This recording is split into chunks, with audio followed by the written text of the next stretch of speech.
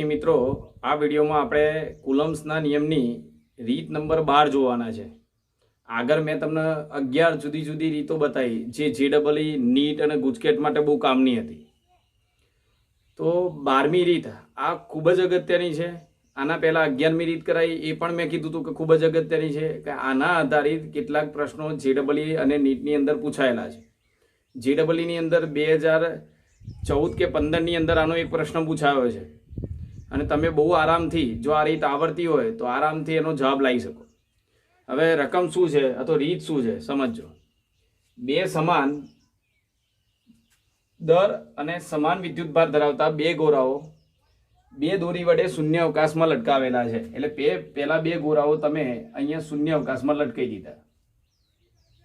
એક જ આધાર પરથી બે દોરી વડે અહીંયા બે ગોળાઓ તમે લટકાવ્યા। આ બંને ગોળાનું દર સરખું છે અને વિદ્યુતભાર સરખો છે।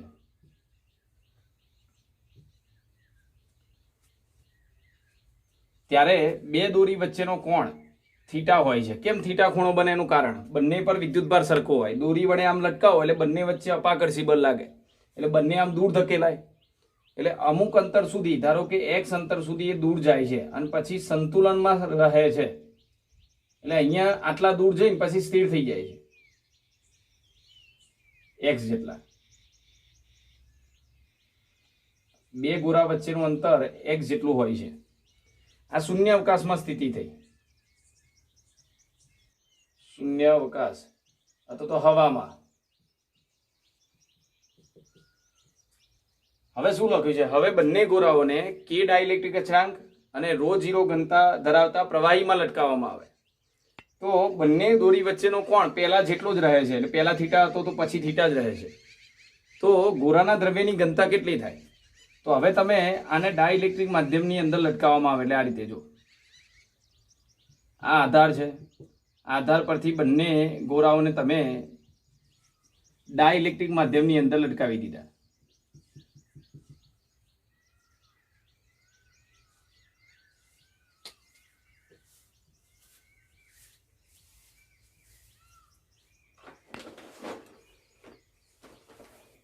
એટલે અહીંયા આ પ્રમાણે ડાઇલેક્ટ્રિક માધ્યમની અંદર આ ગોળાઓને આપણે લટકાવી દઈએ।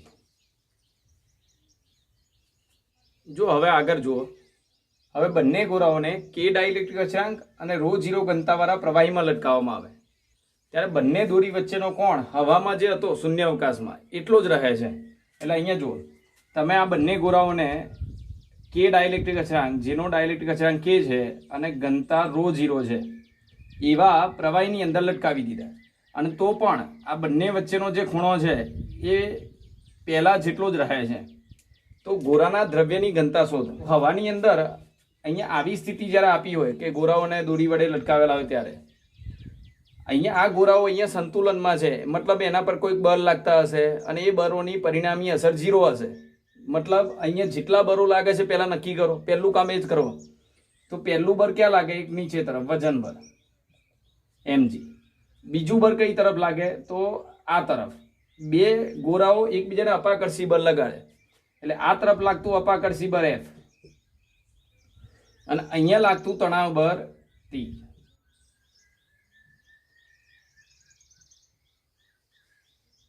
હવે આ તણાવ બળના ઘટકો નક્કી કરવા માટે આ તણાવ બળના જે ઘટકો છે એ નક્કી કરવા હોય તો કેવી રીતે નક્કી કરી શકાય? એક ઘટક આમ લેવાય કારણ કે તણાવ બળ નથી x દિશામાં y દિશામાં એટલે આના બે ઘટકો, એક આ દિશામાં।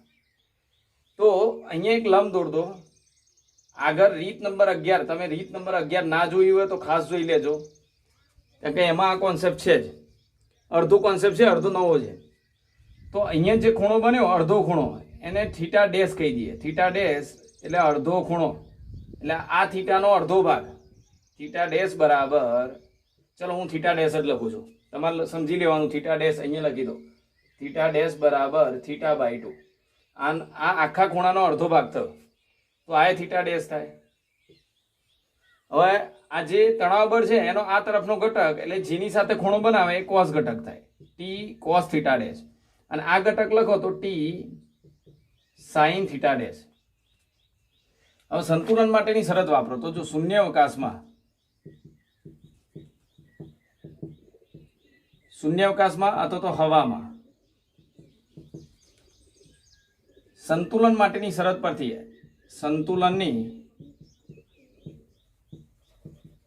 શરત પરથી શું લખાય? તો જો સામસામેના બરો સરખા હોય તો એ સંતુલનમાં રહી શકે. એટલે એક્સ દિશાના બરો ને વાય દિશાના બરો સરખાઈ દો તો ટી સાઇન થીટા ડેશ બરાબર અપાકર્ષી બર એફ, અને આ બાજુ ઉભા ટી કોસ થીટા ડેશ બરાબર mg. હવે આ બેનો ગુણોત્તર લઈએ, સમીકરણ 1 અને 2 નો ગુણોત્તર. સમીકરણ 1 અને 2 નો ગુણોત્તર. તો 1 અને 2 નો ગુણોત્તર લઈએ શું થાય? ટી ટી કેન્સલ થઈ જાય, સાઇન ભાગ્યા કોસ, સાઇન થીટા ડેશ ભાગ્યા કોસ થીટા ડેશ, અને આ બાજુ f અપોન mg, એટલે tan થીટા ડેશ બરાબર f અપોન mg. આવું સૂત્ર આવ્યું. જો f ની કિંમત આપણે લખી નથી, f બરાબર તમારે લખવો જ લખાય k q1 q2 upon x square, પણ એ અહીંયા જરૂર નથી પડતી એટલે મેં નથી લખ્યું. હવે તમે પ્રવાહીમાં જો, હવે બીજા નંબરનો પોઈન્ટ કે ડાઇલેક્ટ્રિક પ્રવાહીમાં. હવે પ્રવાહીની અંદર હોય ત્યારે શું થાય? બરોબર ધ્યાન આપજો. પ્રવાહીની અંદર આ ગોળાનું દળ શું લખાય અને આના પર લાગતું અપાકર્ષી બળ કેટલું? વિદ્યુત ભારો q જેટલા છે બંને પર, બંને વચ્ચેનું અંતર x જેટલું છે, તો અપાકર્ષી બળ કેટલું થાય? તો યાદ કરો, આપણે કુલમના નિયમની અંદર એક અગત્યનો પોઈન્ટ કીધો હતો કે કે ડાઇલેક્ટ્રિક અચળાંક ધરાવતા પ્રવાહીમાં બે ગોળા વચ્ચે લાગતું બળ, મતલબ માધ્યમમાં લાગતું બળ એ શૂન્યાવકાશ કરતા કેમાં ભાગનું હોય. એટલે અહીંયા જે બળ લાગે પ્રવાહીની અંદર, લિક્વિડની અંદર, પ્રવાહી એટલે લિક્વિડ, લિક્વિડની અંદર જે બળ લાગે એ હવા કરતા કેમાં ભાગનું હોય. એ આપણે આગળ ભણી ગયા, બરોબર. તો ડાયરેક્ટ અહીંયા જો આ બળ છે ને એ કેમાં ભાગનું લખી દઈશું. પછી વજન બળ, તો વજન કેટલું થાય? તો જો પ્રવાહીની અંદર ગોળાનું વજન કેટલું, તો અહીંયા સમજજો. ધારી લો કે હવામાં એક પદાર્થ છે એનું વજન એમ છે, હવામાં વજન એમ. પ્રવાહીમાં વજન લખવું હોય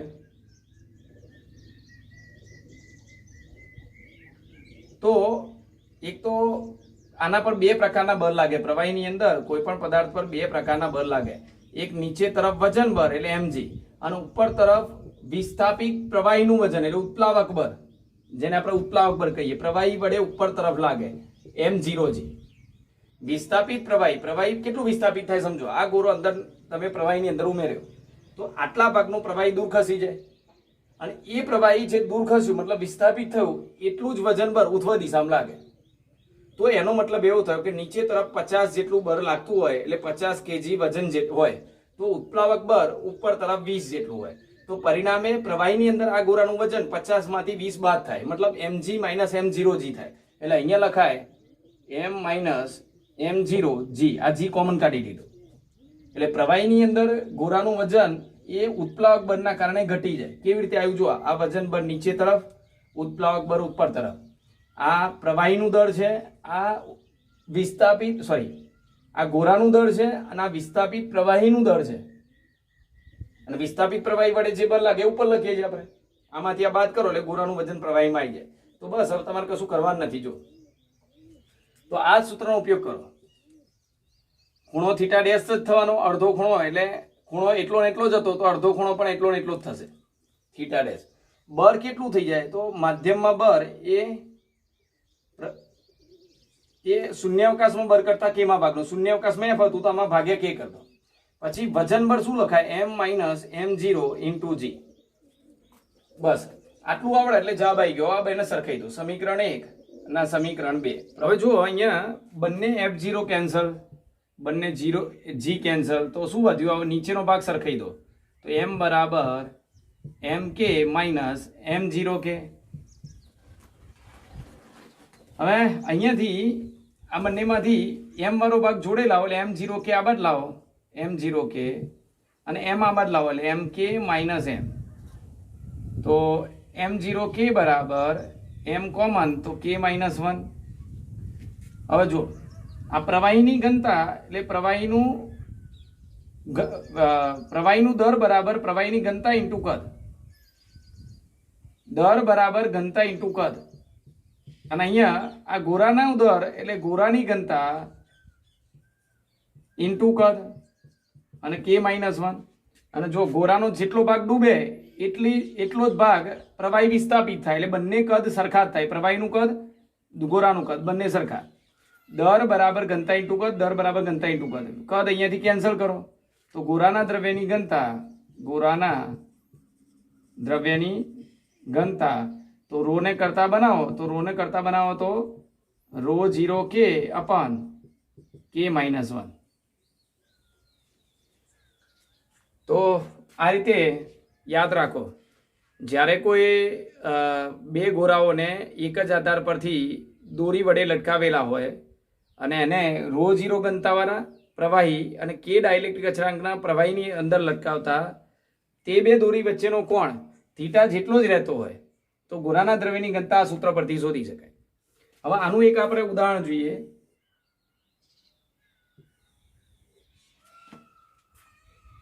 ઉદાહરણ તરીકે આ જે ઉદાહરણ છે JEE ની અંદર પૂછાયેલું છે. JEE 2014 કે 15 ની અંદર આ પ્રશ્ન પૂછાયેલો છે.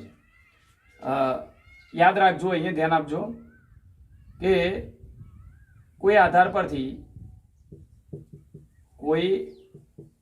આધાર પરથી બે ગોરાઓ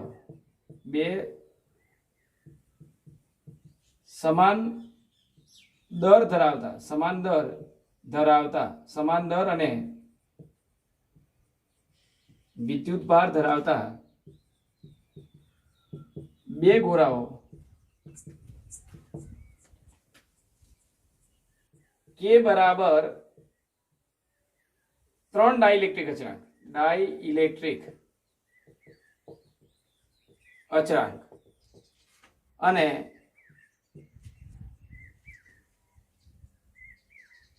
1600 ઘનતાવાળા 1600 કિલોગ્રામ પ્રતિ મીટર ક્યુબ ઘનતાવાળા પ્રવાહીમાં લટકાવતા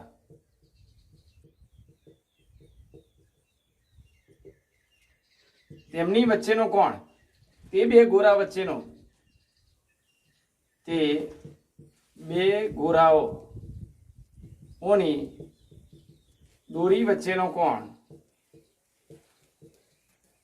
હવામાં લટકાવેલ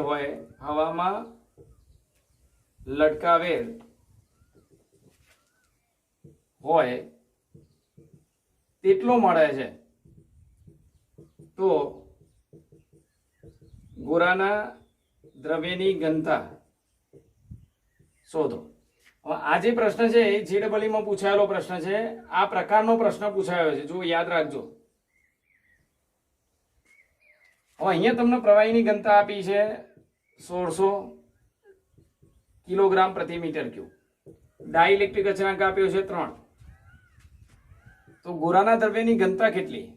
તો અહીં જો ગોરાના દ્રવ્યની ઘનતા બરાબર ρ0 કેટલા થાય 1600 ઇન્ટુ K 3 અને ભાગ્યા K-1. જો અહીંયા ρ0 1600 K બરાબર 3 અને નીચે 3 - 1 એટલે 2 એટલે 16 3 48 ભાગ્યા નીચે 2 એટલે 2400 ઘનતા થાય. 2400 કિલોગ્રામ પ્રતિ મીટર ક્યુબ આ ગોરાના દ્રવ્યની ઘનતા આવે. અને જે જુઓ પ્રવાહી કરતા વધારે જ આવે. બરોબર? તો આ રીતે આ સૂત્રનો ઉપયોગ કરી શકાય. કેટલીક વાર એવું પણ આપ્યું હોય કે તમને ગોરાના દ્રવ્યની ઘનતા અને પ્રવાહીની ઘનતા આપી હોય અને ડાઇલેક્ટ્રિક અચળાંક શોધવાનું કહે. તો JEE ની જે અંદર પ્રશ્ન હતો એની અંદર K શોધવાનો હતો. ગોરાના દ્રવ્યની ઘનતા અને પ્રવાહીની ઘનતા બંને આપેલી હતી. તો K ને કરતા બનાવવાનો, અહીંયા ગુણી નાખવાનો, K ને કોમન કાઢીને પછી કરતા બનાવવાનો. એના પરથી તમે K પણ લાવી શકો. તો આ રીત છે બહુ અગત્યની છે. આવા પ્રશ્નો તમે શોધીને 1-2 પ્રશ્નો ગણવાનો ટ્રાય કરજો. આની જરૂરી PDF મેં તમને મોકલાયેલી છે.